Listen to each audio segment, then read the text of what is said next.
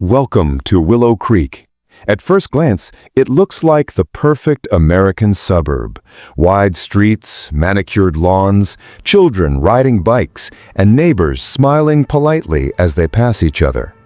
But behind the trimmed hedges and the white fences lies a shadow called the Homeowners Association.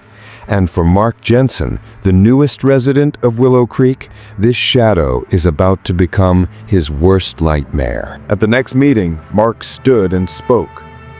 "These invoices are fake. This company doesn't exist. The money is being funneled into Linda's family accounts." Gasps filled the room. Tom's hands trembled as he dropped his binder. Finally, he broke down. "It's true. She made me sign the checks. I didn't know what else to do." Linda's smile cracked. "Nonsense! Lies! This man is confused!" But then the door opened. Officer Ramirez, the local cop, walked in. "Evening, folks. Heard there was trouble?" Linda rushed to greet him. "Officer, our new resident is spreading lies." Ramirez looked at Mark, then at the papers in his hands.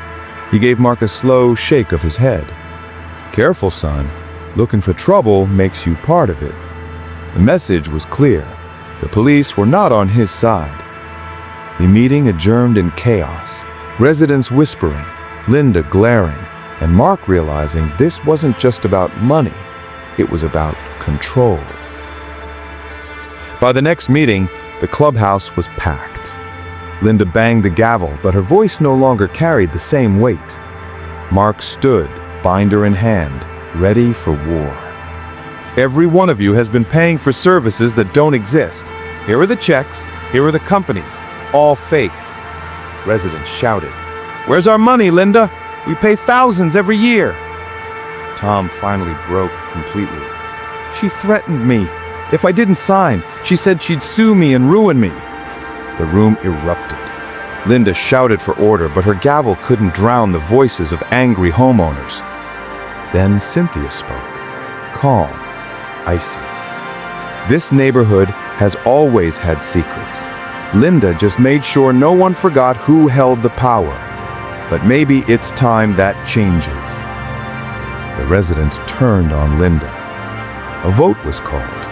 Scraps of paper filled a shoebox. 34 for removal, 7 against. Linda Parker was out. She stood, her face pale with fury. "You think you've won?" she hissed at Mark. "You have no idea what you've unleashed." And then she stormed out, heels echoing down the hall. Silence followed, but Cynthia stepped forward and placed a folder on the table. She said, "This doesn't end with Linda. This money trail leads to developers, investors, even a city councilman. Willow Creek was designed as a funnel. Money flows in here, disappears up there. Linda was just the manager. The real power is much higher." Mark opened the folder. Contracts, consulting fees, signatures of people far beyond Willow Creek. The scale of it hit him like a wave. He looked at the residents. This isn't over. The HOA was just the beginning. Outside, the night air was still. Streetlights glowed, lawns shimmered under sprinklers. From the outside, Willow Creek looked perfect again. But for those inside, nothing would ever be the same. The shadows of Willow Creek, a perfect community built on lies and the